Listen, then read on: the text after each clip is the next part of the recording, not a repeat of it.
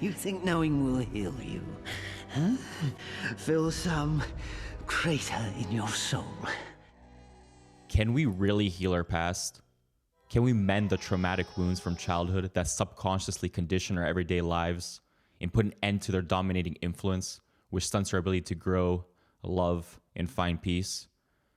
I mean true peace. Inner peace. That's cool. Inner peace of what? Not the flimsy temporary peace arising from a false sense of closure, subtle avoidance, Inner peace. Inner peace. Inner peace.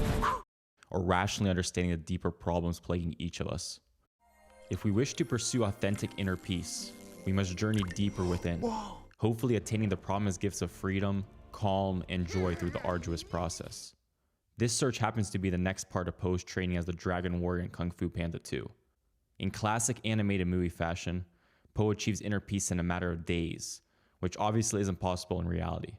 However, it's worth exploring the central lessons Po learns along the way, which can guide us on our own lifelong path toward true psychological healing. I love you, Dad.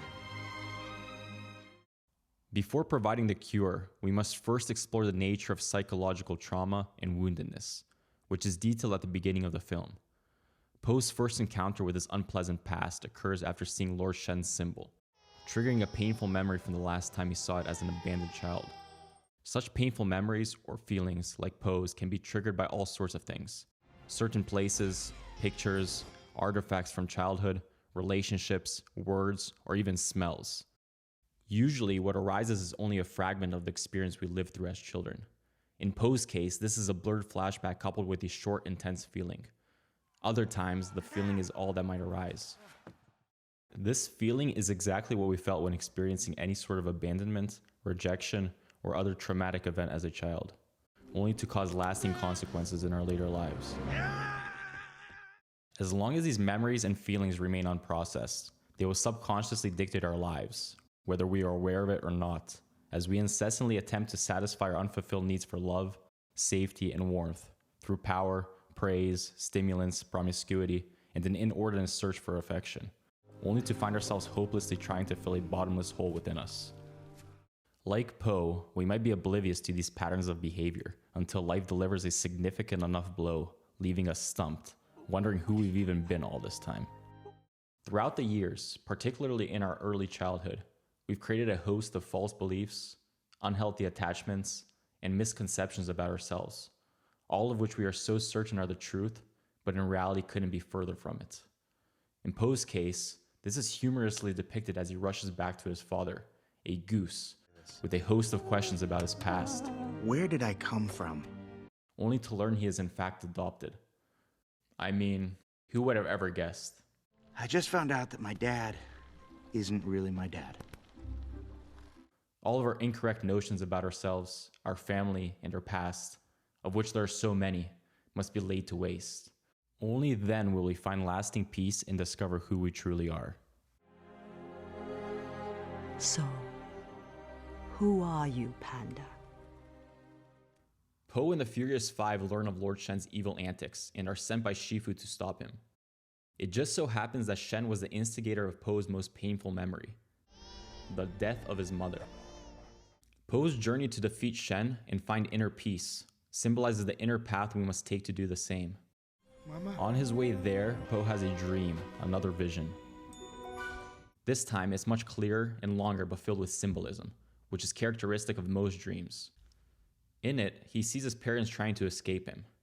He desperately calls for them, Mom! Dad! only to realize they substituted him for a radish. Radish? It's quiet, polite. This flawlessly illustrates the false beliefs Po has internalized due to the traumatic episode he experienced as a child. Though the dream couldn't be further from the truth, as we'll soon see that his parents in fact loved him deeply, Po still formed a distorted view of what his parents felt for him. His undeveloped rational faculties weren't able to process his parents abandoning him, despite it being an act of enormous self-sacrifice and love. As a child, he understandably felt abandoned, rejected, and unloved, and for a child, feeling is everything. This wave of emotions causes great conflict within Po. He forcefully tries to find peace but miserably fails, Inner peace. continually interrupted by a drop of water falling on his head, which causes the music to become choppy, depicting Poe's inner state and foreshadowing the path he takes to true healing later in the film. Before Poe discovers the answers to the questions that keep bothering him, he first confronts the instigator of his childhood trauma, the power-hungry peacock Lord Shen.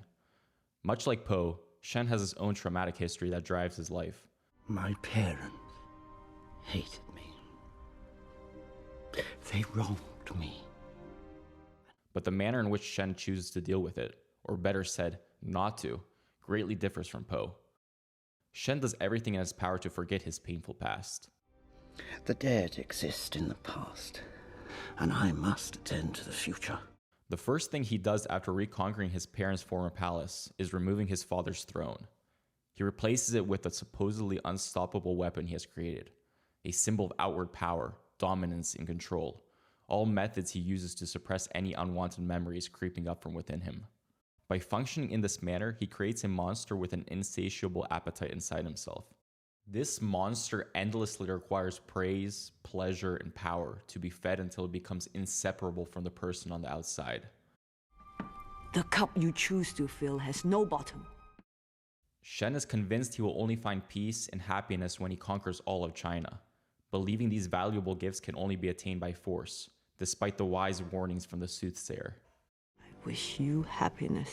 Happiness must be taken. Everyone and everything is there to serve him and his endless needs. This begs the question for each of us individually. Am I caught in the same cycle of continually feeding the monster within? And to what degree has that very beast consumed me and as a consequence those around me? That's something each of us must ask ourselves and find out on our own. He was there, okay? The peacock was there the last time I saw my parents. He knows what happened, where I came from, who I am. Poe has been asking himself this for some time now. He is convinced that knowing the truth, the exact sequence of events from the night he lost his parents, will somehow bring him peace and healing. Oh, you want to know so badly. You think knowing will heal you. Ironically, it's Shen who lays the unfortunate wisdom on Poe, as the evil peacock has already discovered for himself the futility of healing through rational understanding, instead choosing the path of conscious avoidance. But Shen also convinces Poe of the lie that his parents didn't love him, showing us how ingrained false beliefs about ourselves can negatively affect others. Your parents didn't love you. The shocked panda is catapulted out of the city, but is fortunately rescued by the soothsayer, who slowly leads him into the process of finally confronting and healing his past. Why save me? So you can fulfill your destiny. The film condenses the entirety of Poe's traumatic past into one painful memory, where he loses his parents. But it's important to note that our past is riddled with many traumatic events, some worse than others, that have left their poisonous mark on our lives. Nonetheless, once we learn to mend one painful wound or memory, the process progressively becomes more natural as we deal with the numerous other traumas that plague us. This is a lifelong undertaking, but we gain more freedom and peace with each step we take toward healing what is broken. So what is the essential wisdom, the key to true healing? Whoa! It just so happens that Poe was launched to the exact location of his childhood home, the very village that Shen burned to the ground, consequently separating Poe from his parents. At first, he's completely unaware of the place's significance, What is this place? but the soothsayer guides him deeper. His repressed memories slowly begin to surface, revealing to him the exact events that took place that night long ago. It's not until he stumbles upon the stuffed panda he lost that night that he reaches the central point of his painful memory, the moment his mother leaves him in the basket and runs away.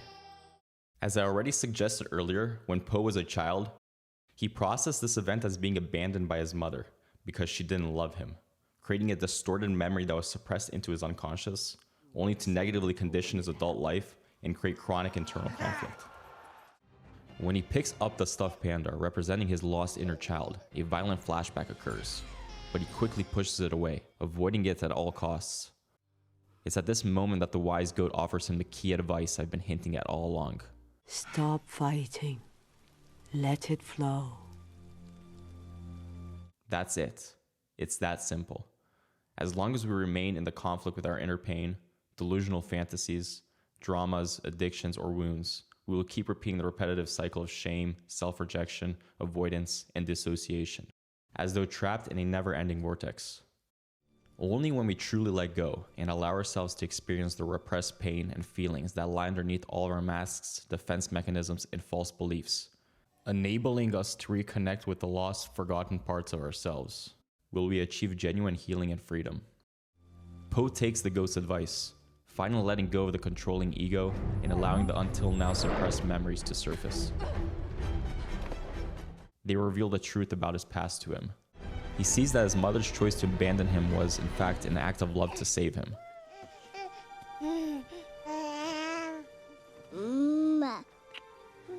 Poe internalized this as his mother not wanting him. At times, false narratives about ourselves are caused by truly abusive parents. Still, many times, they are just a product of unfortunate events that our undeveloped brains couldn't process as children. We can ease ourselves into this healing process through prayer, meditation, or numerous psychotherapeutic techniques that help us break down our defenses and reach our inner depths. Now that Poe has seen the truth, the unconditional love his mother had for him, he finds the inner peace he longed for. He sees the purpose in all of the major events that occurred to him and how they shaped him into the panda he is today. Your story may not have such a happy beginning, but that doesn't make you who you are. It is the rest of your story, who you choose to be.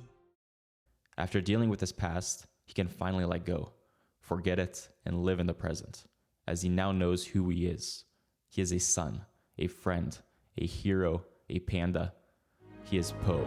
I am Poe. A panda with a dark past, but with a brighter present and future. It's these hard-earned insights and change in perspective that put a stamp on true healing. If we don't truly change and transform into someone new, or at the very least, try our best to do so day in and day out, then our journey of becoming a better, more authentic person is just a lie we tell ourselves to remain in a state of fleeting, peaceful ignorance. You have to journey inward. There is no other way.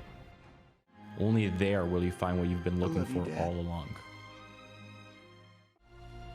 My son is alive.